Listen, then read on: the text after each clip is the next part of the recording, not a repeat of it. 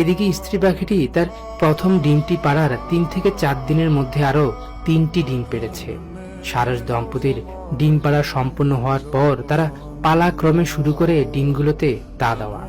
একদিন দুপুরবেলা স্ত্রী সারস পাখিটি ডিমগুলোতে তা দিচ্ছিল, আর ঠিক তখনই একটি দুষ্টি ঈগল পাখি এসে হামলা করে বসে তার উপর।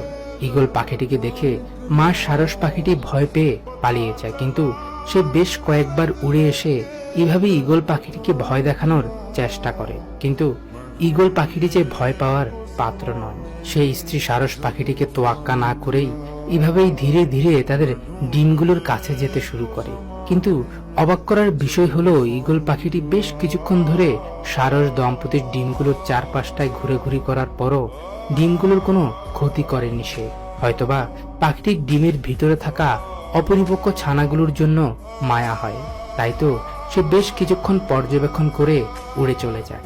ঈগল পাখিটি উড়ে চলে যাওয়ার পর মা পাখিটি যেন হাঁফ ছেড়ে বাঁচল। তাই তো ঈগল পাখিটি চলে যেতে না যেতেই মা পাখিটি উড়ে এসে তার ডিমগুলোকে ঠোঁট দিয়ে এইভাবেই ভালোভাবে পর্যবেক্ষণ করতে শুরু করেছে। যখন মা পাখিটি বুঝতে পারে যে দুষ্টু ঈগল তার ডিমগুলোর কোনো ক্ষতি করেনি, তখন সে আবারও তার আদরের ডিমগুলোকে বুকে নিয়ে বসে পড়ে তা দিতে।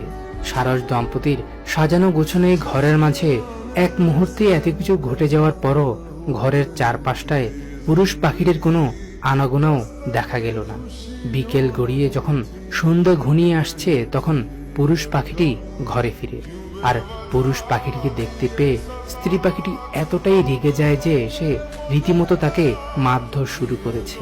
কারণ সে ঘরে না থাকার কারণেই দুষ্টি ঈগল পাখিটি সাহস করে তাদের উপর আক্রমণ করতে চেয়েছিল। মারধরের এক পর্যায়ে স্ত্রী পাখিটি পুরুষ পাখিটিকে নিয়ে নিচে পড়ে যায়। এরপর স্ত্রী পাখিটি আবারও বসে পড়ে ডিমগুলোতে তা দিতে। স্ত্রী পাখিটির ডিমগুলোতে তা দিলেও পুরুষ পাখিটি ব্যস্ত তার ঘর সাজাতে। সে ইতিমধ্যে আরো বেশ কিছু ঘাস লতাপাতা এনে আরো সুন্দর করে তুলছে তাদের ছোট্ট এই কুড়ে ঘরটি।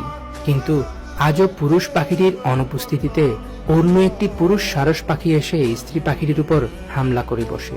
দুষ্ট এই পুরুষ সারস পাখিটি রীতিমতো স্ত্রী পাখিটিকে তাদের ঘর থেকে তাড়িয়ে